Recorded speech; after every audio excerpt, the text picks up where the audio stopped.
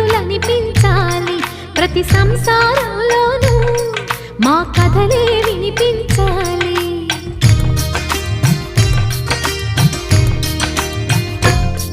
ఆ సిరిని శ్రీహరిని మా జతలో చూపించాలి శ్రీకాంతుల కొలువంటే